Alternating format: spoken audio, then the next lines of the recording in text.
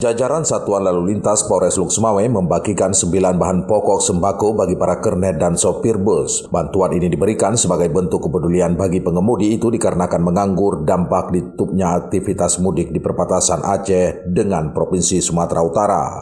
Kepala Satuan Lalu Lintas Kasalantas Polres Luk-Sumawe, Radika Anggarista mengatakan, dengan adanya bantuan itu dapat membantu kesulitan ekonomi yang dialami kalangan pemudi bus. Kata dia, kegiatan ini akan menjadi agenda rutin kepolisian di tengah suasana pandemi.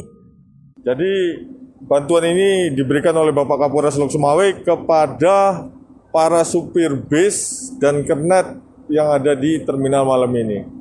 Gitu.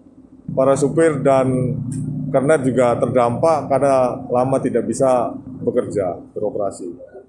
Kegiatan bagi sembako untuk sopir dan kernet bus itu bertempat di terminal bus tipe A Kota Luk-Sumawe. Polres Luk-Sumawe menggandeng pengelola terminal agar bantuan yang diberikan tepat sasaran di lapangan. Dari Kota Luk-Sumawe, Provinsi Aceh, Erwin Jalaluddin melaporkan untuk KBR.